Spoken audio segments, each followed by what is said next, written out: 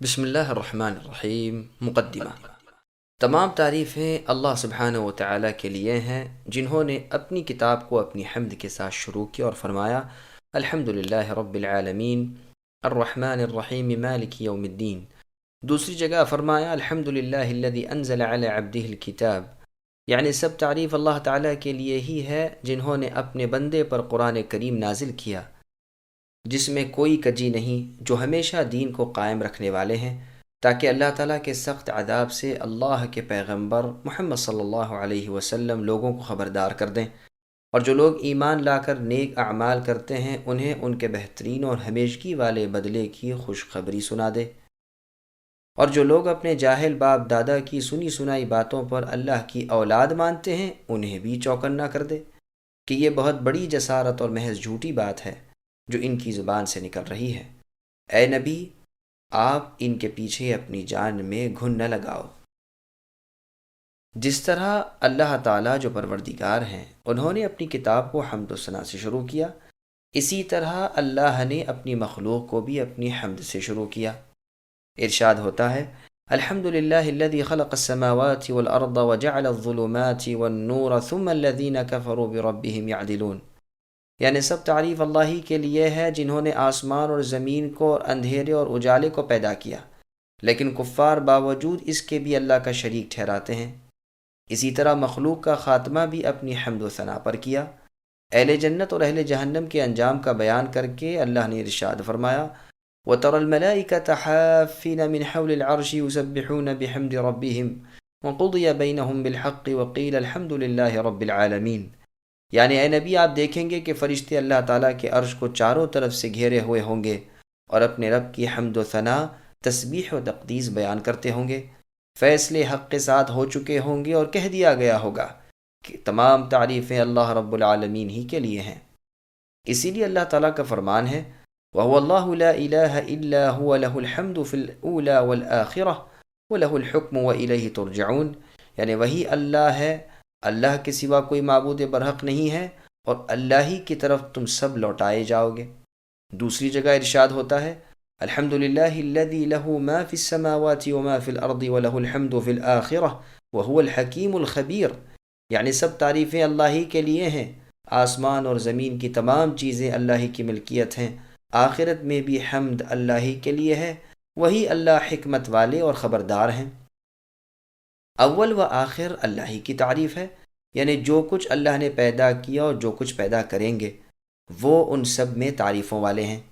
جیسے کہ نمازی رکوع سے سر اٹھانے کے بعد سمع اللہ لمن حمیدہ کہتا ہے، یعنی اللہ تعالیٰ نے اس کی دعا سن لی جس نے اللہ کی تعریف کی، اور اس کے بعد کہتا ہے اللہم ربنا لک الحمد، اے اللہ، اے ہمارے رب، آپ ہی کے لیے تعریفیں ہیں، ملء السماوات وملء الارض، آسمان و زمین بھر جانے کے برابر، وملء ما شئت من شیء بعد، اور ان کے بعد بھی جس چیز کو آپ بھر دینا چاہے اس کے برابر۔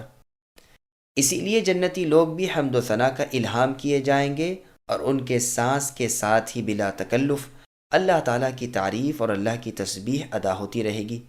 یہ روایتیں مسلم کی ہیں، کیونکہ اللہ تعالیٰ کی عظیم الشان نعمتیں اور اللہ کی قدرت کاملہ اور اللہ کی زبردست سلطنت اور اللہ کی مسلسل رحمتیں اور اللہ کی ہمیشگی والے احسانات ان کے پیش نظر ہوں گے۔ اسی کو قرآن کریم نے بیان فرمایا ان الذین آمنوا وعملوا الصالحات یہدیہم ربہم بإیمانہم تجری من تحتہم الانہار فی جنات النعیم دعواہم فیہا سبحانک اللہم وتحیتہم فیہا سلام وآخر دعواہم ان الحمد للہ رب العالمین، یعنی ایمان کے ساتھ نیک عمل کرنے والوں کو ان کے رب ان کے ایمان کے ذریعے ان نعمتوں والے باغوں کی راہ دکھائیں گے جن کے نیچے نہریں بہتی ہوں گی۔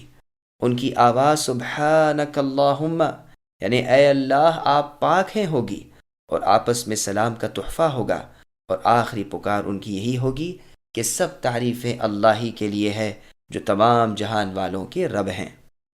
اللہ ہی کے لیے تعریف ہے رسلا مبشرین ومنذرین لئلا یکون للناس علی اللہ حجۃ بعد الرسل، یعنی وہ اللہ کے جس نے اپنے رسولوں کو خوشخبریاں دینے والے اور خبردار کرنے والے بنا کر بھیجا تاکہ رسولوں کے آ جانے کے بعد لوگوں کی کوئی حجت اللہ تعالیٰ پر باقی نہ رہے۔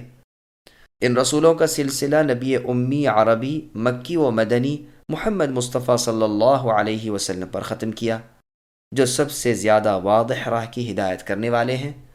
رسول اللہ کے زمانے سے لے کر قیامت تک جتنے جنات و انس ہیں، ان سب کی طرف آپ کی رسالت ہے، جیسے کہ قرآن کریم میں ہے قُلْ يَا أَيُّهَا النَّاسُ إِنِّي رَسُولُ اللَّهِ إِلَيْكُمْ جَمِيعًا إِلَى آخِرِ الْآيَةِ، یعنی اے نبی آپ کہہ دیجئے کہ اے لوگو میں تم سب کی طرف اللہ تعالیٰ کا رسول ہوں، وہ اللہ جو آسمان اور زمین کے مالک ہیں، جن کے سوا کوئی معبود برحق نہیں، جو پیدا کرتے ہیں اور مارتے ہیں۔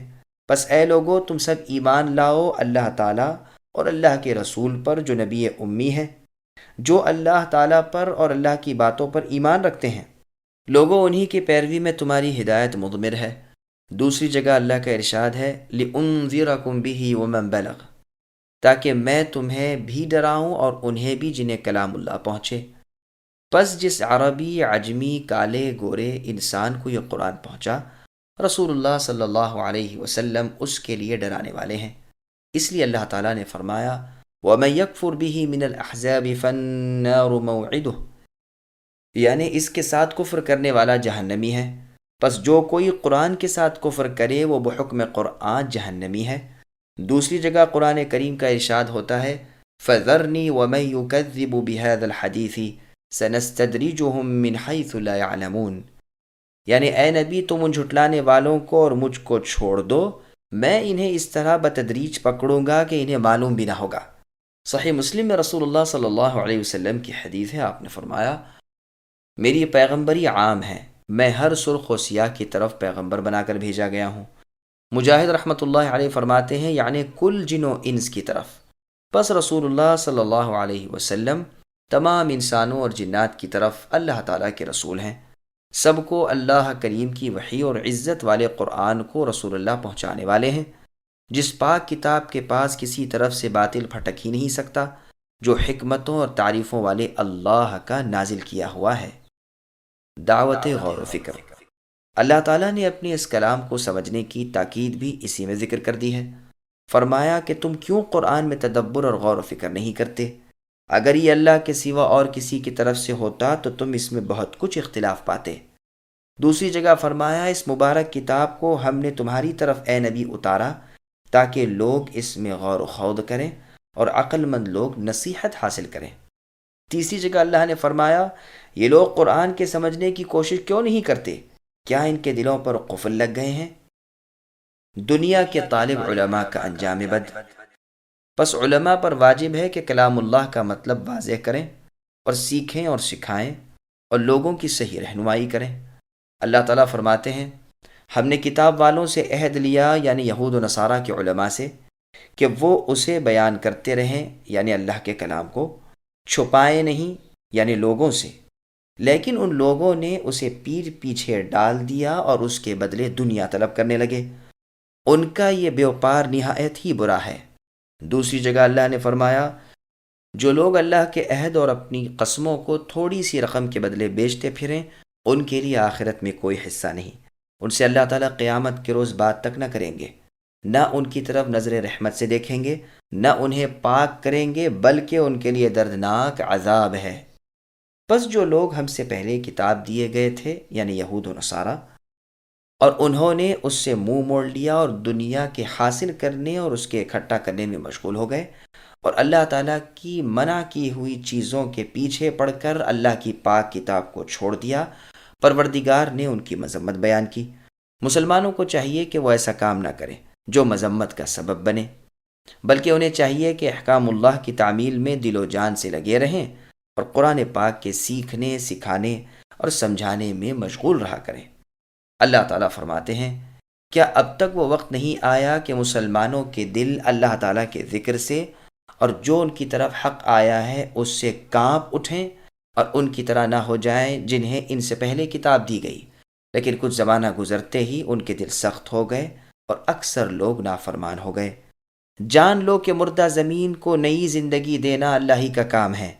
ہم نے تو تمہاری سمجھ بوجھ کے لیے اپنی آیات بیان کر دیں۔ ان دونوں آیات کے ترجمے میں غور کرو کس لطافت کے ساتھ بیان ہوا ہے کہ جس طرح بارش سے خشک زمین لہلہانے لگتی ہے، اسی طرح ایمان و ہدایت سے وہ دل جو نافرمانیوں اور گناہوں کے باعث سخت ہو گئے ہوں نرم پڑ جایا کرتے ہیں۔ اللہ تعالیٰ بزرگ و برتر، جواد اور سخی سے قبولیت کی امید پر ہم بھی دعا کرتے ہیں کہ وہ مالک ہمارے دلوں کو بھی نرم فرما دے، آمین۔ تفسیر کا صحیح طریقہ کیا ہے؟ سنو، تفسیر کا بہترین اور صحیح طریقہ یہ ہے کہ اول تو قرآن کی تفسیر قرآن ہی سے ہو، اس لیے کہ ایک بیان کہیں مختصر ہے تو کہیں اس کی تفصیل بھی ہے۔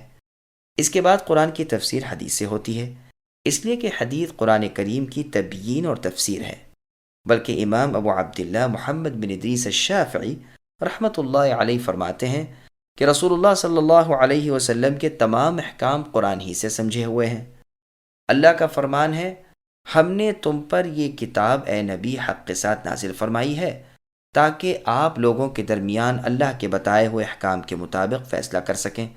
خبردار، آپ خیانت کرنے والوں کی طرف دار مت بنیے۔ دوسری جگہ ارشاد ہوتا ہے، ہم نے تو آپ پر اسی لیے یہ کتاب اتاری ہے کہ لوگوں کے اختلاف کا فیصلہ کر دیا کریں۔ یہ کتاب ایمانداروں کے لیے ہدایت و رحمت کا باعث ہے۔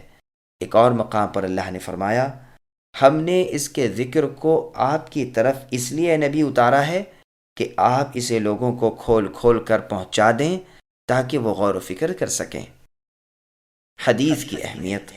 رسول اللہ صلی اللہ علیہ وسلم فرماتے ہیں، جیسا کہ سنن نبی داؤد میں ہے، میں قرآن بھی دیا گیا ہوں اور اس کی مثل یعنی ایک اور چیز بھی اسی کے ساتھ دیا گیا ہوں۔ اس سے مراد سنت ہے۔ یہ یاد رہے کہ احادیث بھی اللہ کی وحی ہیں، جس طرح قرآن بذریعہ وحی الہی اترا، اسی طرح حدیث رسول صلی اللہ علیہ وسلم بھی وحی الہی ہے، مگر قرآن وحی متلو ہے، اس کی تلاوت ہوتی ہے، اور حدیث وحی غیر متلو ہے، یعنی اس کی قرآن کی طرح تلاوت نہیں ہوتی۔ امام شافعی رحمۃ اللہ علیہ اور دوسرے بڑے بڑے ائمہ رحمۃ اللہ علیہم نے اسے دلائل سے خوب ثابت کر دیا ہے، لیکن یہاں اس کے بیان کرنے کا موقع نہیں۔ مقصد یہ ہے کہ قرآن کی تفسیر پہلے خود قرآن اور پھر حدیث سے کرنی چاہیے۔ قرآن کریم کی تفسیر میں اقوال صحابہ کی اہمیت ہے۔ اسی بنا پر جب کسی آیت کی تفسیر قرآن و حدیث دونوں میں نہ ملے تو اقوال صحابہ رضی اللہ عنہم کی طرف رجوع کرنا چاہیے۔ وہ تفسیر قرآن کو بہت زیادہ جانتے تھے، اس لیے کہ جو قرینے اور احوال اس وقت تھے ان کا علم انہی کو ہو سکتا ہے۔ وہ اس وقت موجود اور حاضر تھے۔ علاوہ ازیں کامل سمجھ بوجھ، صحیح علم اور نیک عمل انہیں حاصل تھا، بالخصوص ان بزرگوں کو جو ان میں بھی بڑے مرتبے والے اور زبردست عالم تھے، جیسے چاروں امام جو خلفاء راشدین تھے، جو رشد و ہدایت والے تھے، یعنی ابو بکر صدیق، عمر فاروق اور عثمان ذو النورین اور علی رضی اللہ عنہم، اور جیسے عبداللہ بن مسعود سے مروی ہے، فرماتے ہیں، اس اللہ کی قسم جس کے سوا کوئی معبود برحق نہیں، کتاب اللہ کی کوئی آیت ایسی نہیں کہ میں نہ جانتا ہوں کہ یہ کس کے بارے میں نازل ہوئی اور کہاں نازل ہوئی۔ میں اگر جانتا کہ کتاب اللہ کے علم میں کوئی مجھ سے زیادہ ہے اور وہاں تک میں کسی طرح پہنچ بھی سکتا ہوں تو ضرور اس کی شاگردی میں اپنے آپ کو پیش کرتا۔ یہ روایت بخاری اور مسلم میں ہے۔ آپ یہ بھی فرماتے ہیں کہ ہم میں سے ہر شخص یعنی صحابہ جب تک 10 آیتوں کا پورا مطلب نہ جان لیتا اور ان پر عمل نہ کر لیتا 11ویں آیت نہیں پڑھتا تھا۔ عبد الرحمن سلمہ تابعی رحمۃ اللہ علیہ فرماتے ہیں کہ ہم نے جن سے قرآن سیکھا وہ ہم سے فرمایا کرتے تھے کہ ہم نے رسول اللہ صلی اللہ علیہ وسلم سے پڑھا، جب تک ہم 10 آیتوں کا علم و عمل رسول اللہ صلی اللہ علیہ وسلم سے نہ سیکھ لیتے آگے نہیں بڑھتے تھے۔ غرض قرآن کا علم اور قرآن پر عمل دونوں ہی کو سیکھا۔ انہی میں سے ایک حبر البحر عبداللہ بن عباس رضی اللہ عنہما ہیں۔ رسول اللہ صلی اللہ علیہ وسلم کے یہ رشتے میں چچا زاد بھائی اور ترجمان القرآن ہیں۔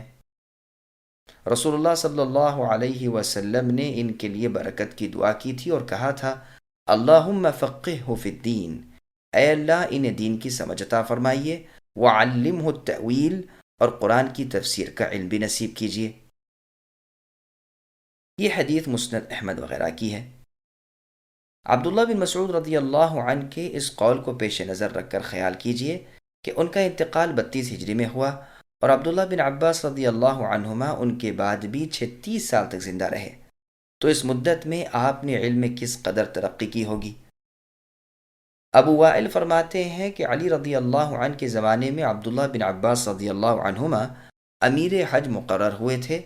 آپ نے اپنے خطبے میں سورہ بقرہ کی تلاوت فرمائی اور اس عمدگی سے تفسیر کی کہ اگر کفار ترک و دیلم بھی سن لیتے تو یقیناً مسلمان ہو جاتے۔ بعض روایات میں ہے کہ آپ نے اپنے اس خطبے میں سورہ نور کی تفسیر فرمائی تھی۔ یہی وجہ ہے کہ اسماعیل ابن عبد الرحمن سدی کبیر رحمۃ اللہ علیہ اپنی تفسیر میں انہی دونوں بزرگوں کی اکثر تفسیر نقل کیا کرتے ہیں، لیکن کبھی کبھی اہل کتاب سے یہ بزرگ جو روایات لے لیا کرتے ہیں اسے بھی وہ بیان کر دیتے ہیں۔ تفسیر قرآن میں اسرائیلی روایات کی حیثیت۔ بنی اسرائیل سے روایت لینا مباح ہے۔ صحیح بخاری میں عبداللہ ابن عمر رضی اللہ عنہما سے مروی ہے کہ رسول اللہ صلی اللہ علیہ وسلم نے فرمایا، میری طرف سے پہنچا دیا کرو، یعنی میری بات کو اوروں تک، اگرچہ ایک آیت ہی ہو۔ بنی اسرائیل سے بھی روایت لینے میں کوئی حرج نہیں۔ مجھ پر قصدن یعنی جان بوجھ کر جھوٹ بولنے والا قطعاً جہنمی ہے۔ یہ حدیث بخاری، ترمذی وغیرہ کی ہے۔ عبداللہ ابن عمر رضی اللہ عنہ نے جنگ یرموک میں 2 بوریاں یہود و نصارہ کی کتابوں کی پائی تھیں۔ ان کی باتیں بھی وہ اس حدیث کو مد نظر رکھ کر نقل کر دیا کرتے تھے، لیکن یہ یاد رہے کہ بنی اسرائیل کی یہ روایات صرف مسئلے کی مضبوطی اور اس کی گواہی کے لیے لائی جاتی ہیں، خود ان سے مسائل ثابت نہیں ہو سکتے۔ روایات بنی اسرائیل 3 قسم پر ہیں۔ نمبر 1، جن کی تصدیق یعنی سچائی خود ہمارے ہاں موجود ہے، یعنی قرآن کی کسی آیت یا حدیث کے مطابق بنو اسرائیل کی کتاب میں بھی کوئی روایت مل جائے، اس کی صحت میں تو کوئی کلام نہیں۔ نمبر 2، جن کی تکذیب یعنی ان کا جھوٹا ہونا خود ہمارے ہاں موجود ہو، یعنی کسی آیت یا حدیث کے خلاف ہو، اس کے غلط ہونے میں کوئی شبہ نہیں۔ نمبر 3، جس کی نہ ہم تصدیق کر سکتے ہیں نہ تکذیب، اس لیے کہ ہمارے ہاں نہ تو کوئی ایسی روایت ہے جس کی مطابقت کی وجہ سے ہم اسے صحیح کہہ سکیں، نہ کوئی ایسی روایت ہے جو اس کے مخالف ہو اور اس بنا پر ہم اسے جھوٹ اور غلط کہہ سکیں۔ لہٰذا یہ تیسری قسم کی روایات وہ ہیں جن سے ہم خاموش ہیں، نہ انہیں غلط کہیں نہ صحیح سمجھیں، البتہ انہیں ذکر کرنا جائز ہے۔ اور یہ روایات ہیں بھی ایسی جن میں ہمارے دین کا کوئی فائدہ نہیں، باوجود اس کے ایسی باتوں میں خود اہل کتاب میں بھی بڑے بڑے اختلافات موجود ہیں۔ اسی وجہ سے ان روایات کو لینے والے مفسرین میں ایسے ہی اختلاف پائے جاتے ہیں۔ مثلا اصحاب کہف کے نام، ان کے کتے کا رنگ، ان کی گنتی، موسیٰ علیہ السلام کی لکڑی کس درخت کی تھی، ابراہیم علیہ السلام نے جن پرندوں کو ٹکڑے ٹکڑے کر دیا تھا اور پھر رب تعالیٰ کے حکم سے وہ جی اٹھے، وہ پرندے کون کون سے تھے، اور جس مقتول کو موسیٰ علیہ السلام کے زمانے میں گائے ذبح کر کے اس کے گوشت کا ایک ٹکڑا لگایا گیا تھا اور اس سے اللہ تعالیٰ نے اسے زندہ کر دیا تھا، وہ ٹکڑا کون سا تھا اور کس جگہ کا تھا، اور وہ کون سا درخت تھا جس پر موسیٰ علیہ السلام نے نور دیکھا تھا اور اس میں سے اللہ تعالیٰ کا کلام سنا تھا، وغیرہ وغیرہ۔ بس یہ وہ چیزیں ہیں جن پر اللہ تعالیٰ نے پردہ ڈال رکھا ہے، اور ہمیں ان کا جاننا نہ جاننا کوئی نفع نقصان نہیں پہنچا سکتا، نہ اس کی تعیین میں کوئی دینی فائدہ ہے نہ دنیاوی۔ ہاں البتہ یہ بات ہے کہ اس اختلاف کو نقل کرنا جائز ہے، یا جیسا کہ خود قرآن نے اصحاب کہف کی گنتی کا اختلاف نقل کیا ہے۔ چنانچہ اللہ فرماتے ہیں سَيَقُولُونَ ثَلَاثَةٌ رَابِعُهُمْ كَلْبُهُمْ إِلَى آخر الآیہ، یعنی یہ اہل کتاب لوگ کہتے ہیں کہ اصحاب کہف 3 تھے اور ان کا کتا چوتھا تھا، اور کہتے ہیں کہ 5 تھے اور چھٹا کتا تھا، یہ سب ڈھکوسلے ہیں، اور یہ بھی کہتے ہیں کہ وہ 7 تھے اور 8واں ان کا کتا۔ اے نبی صلی اللہ علیہ وسلم، آپ کہہ دیجئے کہ ان کی گنتی کو میرے رب ہی بخوبی جانتے ہیں، آپ ان سے اس بارے میں صرف سرسری گفتگو کیجئے اور اس بارے میں ان سے کچھ نہ پوچھیں۔ یہ آیت ہمیں بتاتی ہے کہ ہمیں ایسے مقام پر کیا کرنا چاہیے۔ اللہ تعالیٰ نے یہاں 3 قول بیان فرمائے، 2 کو تو ضعیف قرار دیا اور تیسرے پر ضعف کا حکم نہیں لگایا، جس سے معلوم ہوتا ہے کہ یہ صحیح ہے، کیونکہ اگر یہ بھی باطل ہوتا، یعنی اصحاب کہف 7 تھے اور 8واں ان کا کتا تھا، کیونکہ اگر یہ بھی باطل ہوتا تو ان دونوں کی طرح اسے بھی رد کر دیا جاتا۔ پھر ساتھ ہی ساتھ یہ بھی ارشاد فرمایا کہ ان کی تعداد کا علم تمہیں کوئی فائدہ نہیں دے سکتا، پھر تم اس کی چھان بین میں کیوں پریشان ہو؟ تم یہ کیوں نہیں کہہ دیتے کہ ان کی گنتی کا حقیقی علم صرف اللہ تعالیٰ کو ہی ہے؟ بہت کم ایسے لوگ ہیں جنہیں اللہ نے ان کی صحیح تعداد پر مطلع فرمایا ہے۔ جب یہ معلوم ہو چکا کہ وہ اٹکل پچو باتیں بنا رہے ہیں تو پھر اس کے پیچھے پڑنے اور ان سے دریافت کرنے کی کیا ضرورت؟ اسی طرح ان آیتوں سے معلوم ہوا کہ کسی اختلاف کو نقل کرنے کا بہترین طریقہ یہی ہے کہ تمام اختلافی اقوال بیان کر دیے جائیں، صحیح غیر صحیح پر تنبیہ کر دی جائے، اور اس اختلاف کا فائدہ بھی بیان کر دیا جائے تاکہ بیکار کام میں پڑھ کر کوئی شخص کارآمد شغل سے رک نہ جائے۔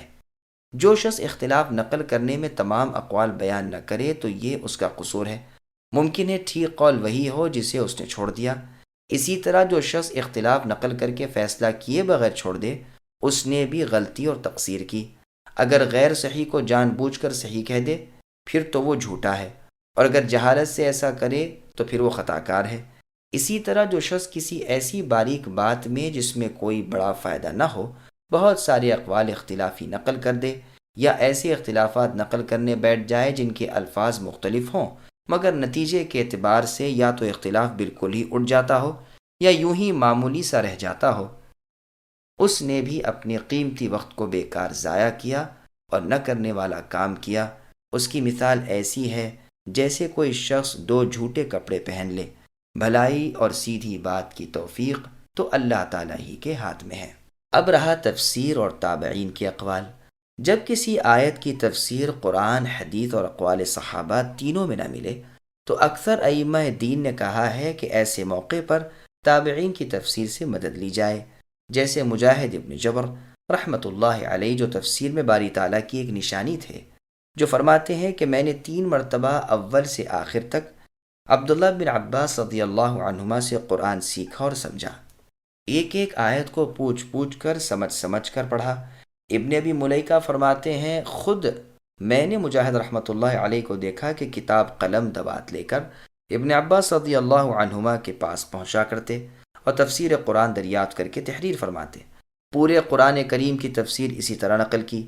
سفیان ثوری رحمۃ اللہ علیہ کا تو فرمان تھا کہ مجاہد رحمۃ اللہ علیہ کسی آیت کی تفسیر کر دیں تو پھر اس کی ٹٹول کرنا بے سود ہے، بس انہی کی تفسیر کافی ہے۔ مجاہد رحمۃ اللہ علیہ کی طرح سعید ابن جبیر، عکرمہ جو عبداللہ بن عباس رضی اللہ عنہما کے غلام تھے، عطا بن ابی رباح، حسن بصری، مسروق ابن الاجدع، سعید ابن المسیب، ابو العالیہ، ربیع ابن انس، قتادہ اور ضحاک ابن مزاحم رحمۃ اللہ علیہم وغیرہ، تابعین، تبع تابعین اور ان کے بعد والوں کی تفسیر معتبر مانی جائے گی۔ کبھی ایسا بھی ہوتا ہے کہ کسی آیت کی تفسیر میں ان بزرگوں کے اقوال جب ذکر کیے جاتے ہیں اور ان کے الفاظ میں بظاہر اختلاف نظر آتا ہے تو بے علم لوگ اسے معنوی اختلاف سمجھ کر کہہ بیٹھتے ہیں کہ اس آیت کی تفسیر میں اختلاف ہے، حالانکہ حقیقتاً ایسا نہیں ہوتا، بلکہ کسی نے ایک چیز کی تعبیر اس کے لازم سے کی، کسی نے اس کی نظیر سے، کسی نے خود اس چیز کو ہی بیان کر دیا۔ بس ان صورتوں میں گو الفاظ میں اختلاف ہوتا ہے لیکن معنی ایک ہی رہتے ہیں۔ عقل مند کو چاہیے کہ ایسی جگہ لغزش نہ کھائے، واللہ الہادی۔ شعبہ ابن حجاج رحمۃ اللہ علیہ کہتے ہیں کہ جب تابعین کے اقوال فروعی مسائل میں حجت نہیں تو تفسیر قرآن میں کیسے حجت ہو جائیں گے؟ شعبہ رحمہ اللہ کا یہ قول صحیح ہے کہ ان کا اختلاف کرنے والے پر ان کے اقوال حجت نہیں، لیکن ان کے اجماعی اقوال کے حجت ہونے میں کوئی شک نہیں۔ ہاں اختلاف کے وقت نہ ان کا قول آپس میں ایک دوسرے پر حجت ہے نہ غیروں پر، اس وقت لغت قرآن اور حدیث اور عام لغت عرب اور اقوال صحابہ کی طرف رجوع کیا جائے گا۔ تفسیر بالرائے کی شرعی حیثیت۔ ہاں صرف رائے سے تفسیر کرنا تو محض حرام ہے، اس لیے کہ اس نے اس چیز کا تکلف کیا جس کا اسے علم تھا اور وہ چال چلا جس چال کے چلنے کا اسے حکم نہ تھا، بس اگرچہ اس کے منہ سے ٹھیک بات نکل گئی پھر بھی وہ خطا کار ہے، اس لیے کہ کام کو کام کے طریقے پر اس نے نہیں کیا۔ اس کی ایسی ہی مثال ہے جیسے کوئی شخص بے علم ہو پھر فیصلے کرنے بیٹھ جائے، اسے جہنمی کہا گیا ہے۔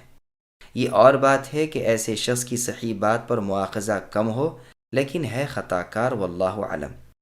دیکھیے تہمت لگا کر گواہ نہ پیش کرنے والے کو اللہ تعالیٰ نے قرآن میں کاذب یعنی جھوٹا فرمایا، گو حقیقت میں وہ سچا ہی ہو اور جس کی نسبت وہ زنا کا الزام لگا رہا ہے وہ واقعی زانی ہو، لیکن چونکہ اسے اس خبر کو بلا شہادت پھیلانا حلال نہ تھا اور اس نے پھیلائی تو جھوٹا ٹھہرا۔ واللہ عالم۔ تفسیر قرآن میں اسلاف کا طریقہ کار۔ یہی وجہ تھی کہ سلف کی ایک بڑی جماعت بلا علم تفسیر کرنے سے بہت ڈرتی تھی۔ چنانچہ ایک مرتبہ عمر بن الخطاب رضی اللہ عنہ ممبر پر اسی آیت کی تلاوت کرتے ہیں، فاکہۃً کو تو ہم جانتے ہیں لیکن یہ اب کیا چیز ہے؟ پھر خود ہی فرماتے ہیں کہ اے عمر اس تکلف میں کیوں پڑھو؟ انس رضی اللہ عنہ فرماتے ہیں کہ ہم عمر بن الخطاب رضی اللہ عنہ کے پاس تھے، آپ کے قمیض کے پیچھے 4 پیوند لگے ہوئے تھے۔ آپ نے اس آیت وفاکہۃً و ابا کی تلاوت کی اور کہا کہ اب کیا چیز ہے؟ پھر فرمانے لگے اس تکلف کی تمہیں کیا ضرورت؟ اس کے نہ جاننے میں کیا حرج؟ مطلب یہ ہے کہ ابا کا معنی تو معلوم ہے، یعنی چارہ زمین کی پیداوار، لیکن اس کی کیفیت کا کھلا ہوا علم نہیں۔ اسی آیت میں موجود ہے فَأَنبَتْنَا فِيهَا حَبًّا وَعِنَبًا، یعنی ہم نے زمین میں اناج اور انگور اگا دیے۔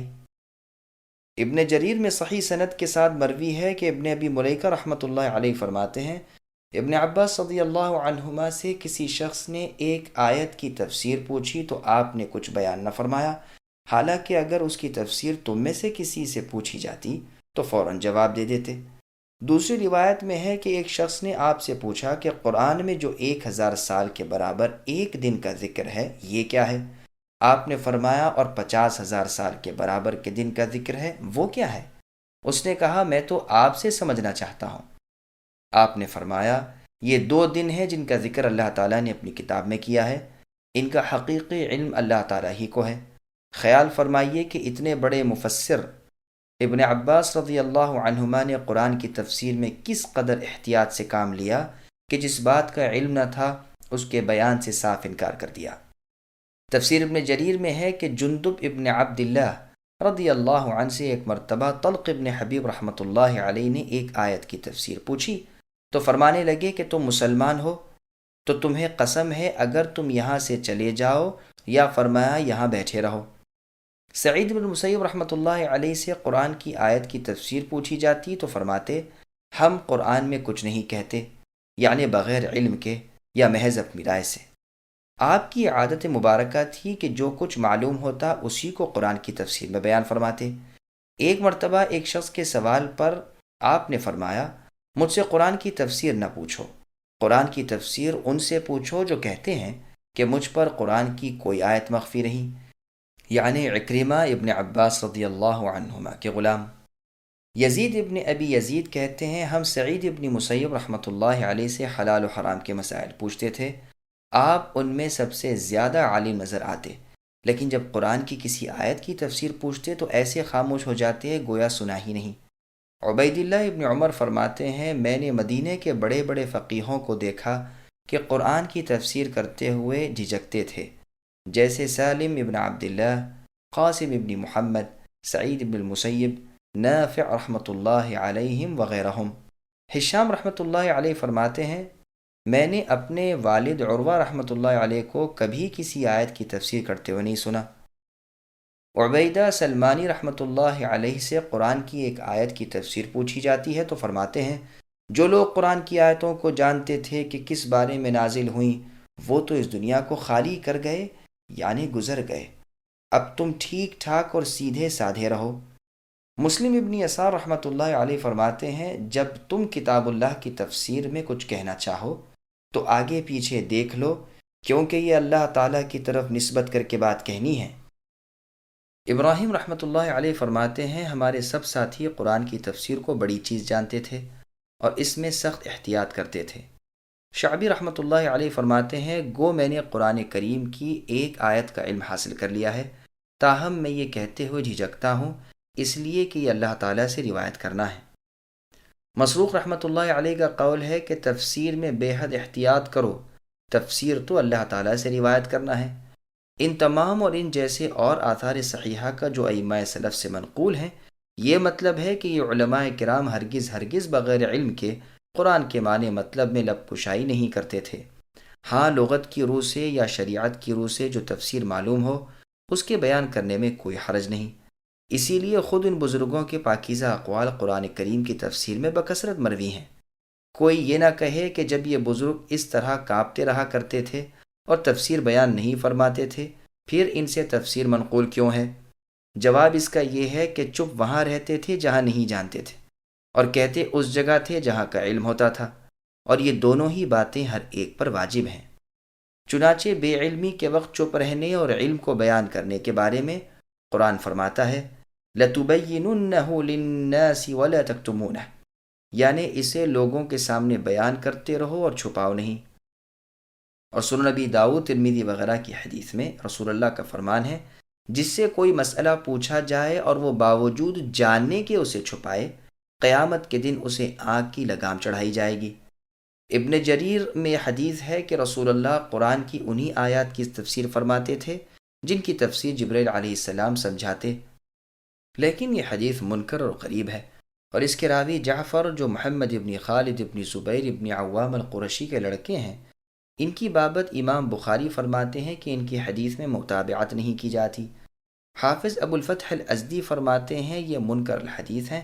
اگر یہ حدیث صحیح ہو تو بھی اس کا صحیح مطلب یہ ہو سکتا ہے کہ اس سے مراد وہ آیتیں ہیں جن کے معنی اللہ تعالیٰ کے بتائے بغیر معلوم نہیں ہو سکتے۔ ایسی آیات کے مطلب رسول اللہ کو بذریعہ جبریل علیہ السلام معلوم کرا دیے جاتے تھے۔ امام جعفر رحمۃ اللہ علیہ نے اس روایت کے جو معنی بیان فرمائے ہیں اس کا ماحصل بھی یہی ہے، اور یہی معنی صحیح بھی بیٹھ سکتے ہیں، اس لیے کہ قرآن میں ایسی آیتیں بھی ہیں جن کا علم محض اللہ تعالیٰ ہی کو ہے، اور ایسی آیتیں بھی ہیں جن کا علم علماء کو ہے، اور ایسی آیتیں بھی ہیں کہ جن کے معنی اور مطلب اس طرح واضح ہیں کہ کسی کا کوئی عذر باقی نہیں رہتا۔ تفسیر کی اقسام۔ عبداللہ بن عباس رضی اللہ عنہما فرماتے ہیں تفسیر کی 4 قسمیں ہیں۔ نمبر 1، کلام عرب سے معلوم ہو جاتی ہے۔ نمبر 2، جس کی جہالت میں کوئی معذور نہیں۔ نمبر 3، جسے ذی علم لوگ جان سکتے ہیں۔ نمبر 4، جسے اللہ کے سوا کوئی اور نہیں جانتے۔ ایک مرفوع حدیث بھی اس بارے میں مروی ہے لیکن اس کی اسناد میں کلام ہے۔ اس میں ہے کہ رسول اللہ نے فرمایا قرآن کا نزول 4 طریق پر ہوا ہے۔ نمبر 1، حلال و حرام کی آیات جن سے اگر کوئی ناواقف رہا تو اس کا کوئی عذر قیامت کے دن کام نہ آئے گا۔ نمبر 2، جسے عرب بیان کریں۔ نمبر 3، جو ذی علم جان سکے۔ نمبر 4، متشابہ آیات جن کا حقیقی علم بجز ذات باری تعالیٰ کے کسی اور کو حاصل نہیں، جو لوگ اس کو جاننے کا دعویٰ کریں وہ جھوٹے ہیں۔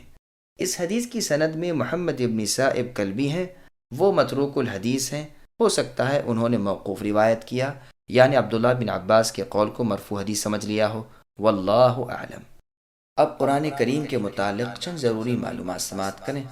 قتادہ رحمۃ اللہ علیہ فرماتے ہیں سورہ بقرہ، سورہ آل عمران، سورہ نساء، سورہ مائدہ، سورہ براءہ یعنی سورہ توبہ، سورہ رعد، سورہ نحل، سورہ حج، سورہ نور، سورہ احزاب، سورہ محمد، سورہ فتح، سورہ حجرات، سورہ رحمان، سورہ حدید، سورہ مجادلہ، سورہ حشر، سورہ ممتحنہ، سورہ صف، سورہ جمعہ، سورہ منافقون، سورہ تغابن، اور سورہ طلاق، سورہ تحریم، سورہ زلزال اور سورہ نصر، یہ سب صورتیں تو مدینہ منورہ میں نازل ہوئیں اور باقی تمام صورتیں مکہ مکرمہ میں نازل ہوئیں۔ قرآن کریم کی آیتیں 6000 ہیں، اس سے اوپر اختلاف ہے، بعض تو اس پر زیادہ نہیں بتاتے، بعض 204 آیتیں 6000 سے زائد بتاتے ہیں، بعض 214 آیتیں، بعض 219، بعض 225، بعض 226۔ قرآن شریف کے کلمات کی نسبت عطا ابن یسار رحمۃ اللہ علیہ فرماتے ہیں کہ 70439 کلمات ہیں۔ حروف کی گنتی کی بنسبت مجاہد رحمۃ اللہ علیہ سے مروی ہے کہ کل قرآن شریف کے حروف 3,21,180 ہیں۔ فضل ابن عطا ابن یسار رحمۃ اللہ علیہ فرماتے ہیں کہ کل حروف 3,33,015 ہیں۔ حجاج نے اپنے زمانے میں قاریوں، حافظوں اور کاتبوں کو جمع کر کے دریافت کیا کہ قرآن کریم کے حروف کی گنتی کر کے مجھے بتاؤ، تو سب نے حساب کر کے بالاتفاق کہا کہ 3,40,740 حروف ہیں۔ پھر حجاج نے کہا اچھا حروف کے اعتبار سے آدھا قرآن شریف کہاں ہوتا ہے؟ تو حساب سے معلوم ہوا کہ سورہ کہف میں وَلْيَتَلَطَّفْ کی فا پر ٹھیک آدھا قرآن ہوتا ہے، اور سورہ براءت کی 100 آیتوں پر قرآن کریم کا پہلا تہائی حصہ حروف کے اعتبار سے ختم ہوتا ہے، اور دوسری تہائی سورہ شعراء کی 16 آیت کے سرے پر یا 101 آیت کے سرے پر ختم ہوتی ہے، اور تیسری تہائی آخر تک۔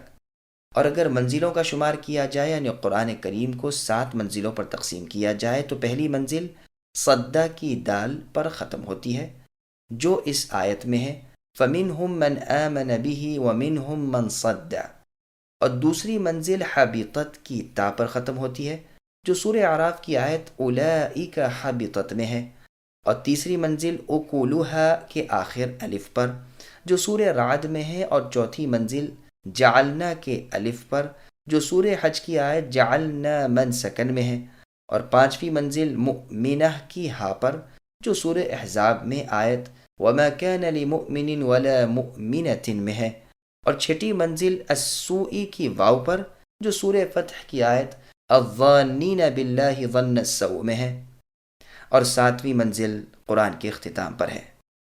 ابو محمد سلام الحمانی رحمۃ اللہ علیہ کا بیان ہے کہ ہم نے 4 مہینے کی متواتر محنت سے یہ سب باتیں معلوم کر کے حجاج ابن یوسف الثقفی کو بتائیں۔ حجاج کا معمول تھا کہ ہر رات پاؤ قرآن شریف پڑھا کرتا تھا، اس لحاظ سے پاؤ قرآن سورہ انعام کے خاتمے پر ہوتا ہے، اور آدھا سورہ کہف کے لفظ وَلْيَتَلَطَّفْ کی تا پر، اور پونا سورہ زمر کے خاتمے پر، اور پورا اختتام قرآن پر۔ شیخ ابو عمرو الدانی نے اپنی کتاب البیان میں ان باتوں میں بھی اختلاف نقل کیا ہے۔ رہے قرآن شریف کے پڑھنے کے اعتبار سے حصے اور اجزاء تو مشہور تو 30 پارے ہیں، اور ایک حدیث میں صحابہ کرام رضی اللہ عنہم کا قرآن کریم کو 7 منزلیں کر کے پڑھنے کا بیان ہے۔ سورت کے لغوی معنی۔ سورہ کے لفظی بحث کے بیان میں بعض تو کہتے ہیں کہ اس کے معنی علیحدگی اور بلندی کے ہیں، چنانچہ نابغہ کے ایک شعر میں سورت کا لفظ اس معنی میں آیا ہے، تو اس کا معنی قرآن کی صورتوں کے ساتھ اس طرح ہوگا کہ گویا قرآن کا پڑھنے والا ایک منزل سے دوسری منزل کی طرف جاتا رہتا ہے، اور یہ بھی کہا گیا ہے کہ یہ شرافت اور اونچائی کے معنی میں ہے، اسی لیے شہر پناہ کو عربی میں سور کہتے ہیں، اور بعض کہتے ہیں کہ برتن میں جو حصہ باقی رہ جائے اسے عربی میں اسارہ کہتے ہیں، اور سورہ کا لفظ اسی سے لیا گیا ہے۔ چونکہ سورہ بھی قرآن کا ایک حصہ اور ٹکڑا ہوتی ہے، حمزہ کی تخفیف کر دی گئی، پھر حمزہ کو واو سے بدل دیا گیا۔ ایک قول یہ بھی ہے کہ سورہ کے معنی تمام و کمال کے ہیں، پوری اونٹنی کو عربی زبان میں سورہ کہتے ہیں، اور یہ بھی ممکن ہے کہ جس طرح قلعے کو عربی میں اس لیے سور کہتے ہیں کہ محلوں اور گھروں کا احاطہ کر لیتا ہے اور انہیں جمع کر لیتا ہے، اسی طرح چونکہ آیتوں کو سورت جمع کر لیتی ہے اور ان کا احاطہ کر لیتی ہے، اس کو بھی سورہ کہتے ہیں۔ سورت کی جمع سورن آتی ہے، اور کبھی سوراتن اور سوراتن بھی آتی ہے۔ آیت کے لغوی معنی۔ آیت کو آیت اس وجہ سے کہتے ہیں کہ آیت کے لفظی معنی علامت اور نشان کے ہیں، چونکہ آیت پر کلام ختم ہوتا ہے اور اول آخر سے جدا ہو جاتا ہے، اس لیے اسے آیت کہتے ہیں۔ قرآن میں بھی آیت علامت اور نشان کے معنی میں ہے۔ ارشاد ہے ان آیت ملکی ہی، یعنی اس کے بادشاہ ہونے کی نشانی اور علامت یہ ہوگی۔ اسی طرح نابغہ کے شعر میں بھی آیت اسی معنی میں ہے، اور آیت کے معنی جماعت اور گروہ کے بھی آتے ہیں۔ عرب کے شعروں میں یہ لفظ اس معنی میں بھی آیا ہے، چونکہ آیت بھی حروف کی ایک جماعت اور گروہ ہے، اس رعایت سے اسے بھی آیت کہتے ہیں۔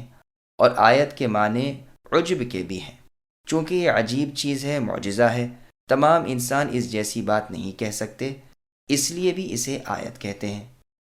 سیبویہ کہتے ہیں کہ اصل میں یہ آیتن تھا، جیسے اکمتن اور شجرتن، پہلی یا عربی کے قاعدے کے مطابق الف بن گئی۔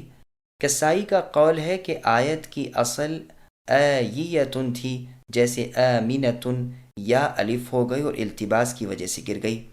فرا کہتے ہیں کہ یہ اصل میں ایتن تھا، پھر تجدید کی وجہ سے الف بدل دیا گیا، آیتن ہو گیا۔ آیت کی جمع آیون، آیاون اور آیاتن آتی ہے۔ کلمے کی تشریح۔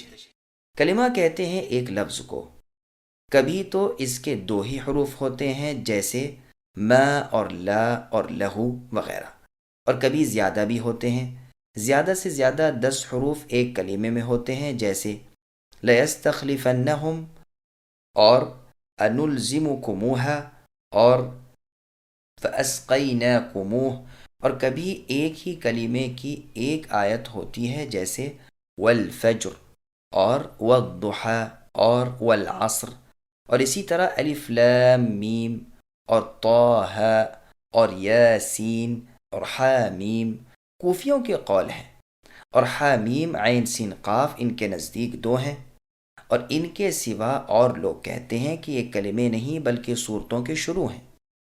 ابو عمرو الدانی فرماتے ہیں کہ ایک کلمے کی آیت قرآن کریم میں سوائے مدھامتان کے جو سورہ رحمان میں ہے اور کوئی نہیں۔